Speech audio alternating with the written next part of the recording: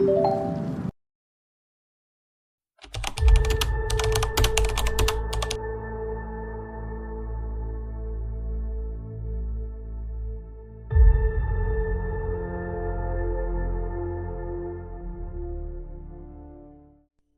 Haiti, nothing is simple. Every victory is expensive, and every loss leaves a deep, indelible mark. This is the story of the Kenyan Peacekeeping mission, a deployment defined by both heartbreaking sacrifice and hard-won progress. It's a story of pain and purpose, unfolding on the streets of one of the world's most dangerous places.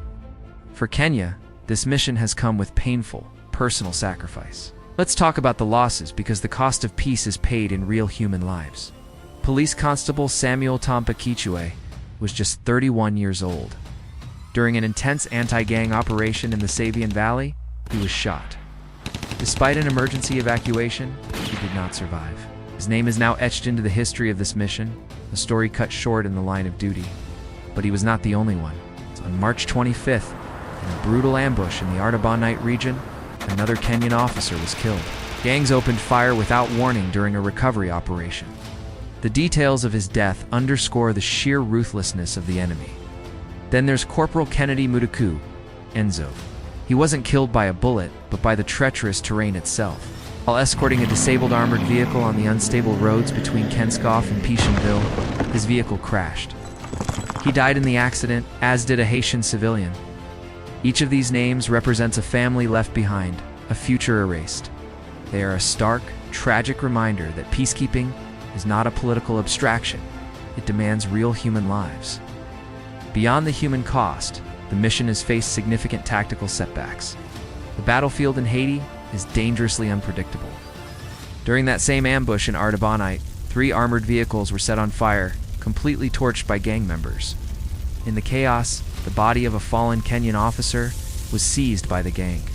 It took a later high-risk operation just to recover him, a grim task that no soldier wants to undertake. The equipment has also been a source of immense stress. Mechanical failures during patrols and recovery missions have frequently placed teams in vulnerable, higher-risk situations, stranded in hostile territory. More disturbingly, there were reports that some armored vehicles failed to stop incoming bullets. Raising serious and terrifying concerns about the safety of the officers inside, these moments revealed a harsh and difficult truth. Haiti's gangs are not just disorganized criminals. They are heavily armed, they are organized, and they are frighteningly strategic. And then there is the psychological toll, the invisible wounds that don't make headlines. Imagine long, grueling patrols with little to no rest, under the constant gnawing fear of roadside ambushes or sniper fire. Imagine the pressure from back home, the doubts from the international community questioning the mission's effectiveness. These officers are separated from their families for months on end. For many, this is their very first deployment outside of Africa, a world away from everything they know. The losses are not only counted in bodies or burned-out vehicles, but in the silent weight of trauma carried by those who serve, and by those who eventually return home. Yet, despite everything, despite the pain and the setbacks, Kenya has delivered real, tangible victories. This is why the mission still matters. In several neighborhoods across Port-au-Prince, residents have seen a marked reduction in gang movement, a direct result of Kenyan-led operations. Joint patrols with the Haitian National Police have reopened streets that were previously no-go zones. Streets controlled entirely by armed groups for months, even years. Critical routes in Peacekeeping and its surrounding districts have been stabilized. This isn't just about tactical control, it's about life and death. Securing these roads has allowed humanitarian aid to finally pass safely, bringing food, water, and medicine to communities that were completely cut off. These victories, though not always publicized, have begun to shift the momentum, pushing back against the gangs that have held the country hostage. There have also been major strategic victories on the ground. Time and again, Kenyan forces have successfully conducted extraction operations under heavy, sustained fire. They have gone into the heart of the fight to retrieve wounded officers, trap civilians, and victims of gang violence, bringing them to safety against all odds.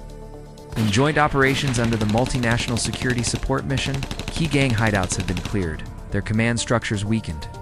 These aren't just small skirmishes, they are calculated moves that disrupt the gang's ability to operate freely.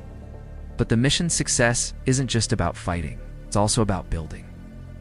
A crucial part of Kenya's role is training and rebuilding the capacity of Haiti's own security forces. Kenyan officers have been instrumental in training Haitian national police units, vastly improving their coordination, their urban warfare tactics, and their methods for crowd control. MSS engineers and specialists have worked alongside them to help repair critical security infrastructure that had been damaged or destroyed. Furthermore, joint intelligence sharing has become a game changer. By combining Kenyan expertise with local Haitian knowledge, the forces have become much more effective at identifying gang supply routes, smuggling patterns, and communication networks. With every single training session, with every joint patrol, Haiti's own police regain strength, confidence, and control. This isn't about creating dependency. It's about empowering Haiti to secure its own future. Ultimately, peace is not won by bullets alone. It's won in the hearts and minds of the people. And here the Kenyan mission has made a profound impact. In displacement camps and shattered neighborhoods, Kenyan officers have been seen providing food, medical support, and a shield of security for families who have lost everything. Their presence alone has restored a sense of calm in communities where locals had unseen any form of police protection for months. Sometimes it's the small gestures that matter most. Sharing a bottle of water on a hot day, offering a quick medical checkup to a child, escorting children through dangerous territory so they can get to school. These acts of humanity build the trust that Haiti so desperately needs to heal. They show that this mission is not just about defeating an enemy, but about protecting a people. So, when we look at this mission, we see a story of two halves. In every conflict, there are moments that break you, and there are moments that define you. On one side, there are the losses. The fallen officers, the brutal ambushes, the mechanical failures, the dangerous terrain, the sleepless nights, and the families mourning back home. The pain is real and immense. But on the other side, there are the wins. The streets reopened, the gang positions weakened, the civilians protected from harm, the Haitian forces empowered and retrained, and most importantly, hope being restored in places where only darkness once ruled. The mission in Haiti is not perfect. It is far from easy, but Kenya remains. They remain not because the fight is simple, but because the people of Haiti cannot, and should not, have to face this fight alone. Between the staggering losses and the hard-earned victories, one truth stands firm. Every single Kenyan officer in Haiti carries the weight of two nations on their shoulders. One they serve by oath, and one they fight to save. Thank you for watching. If this story moved you, please consider sharing it. Follow our channel for more in-depth reports from around the world.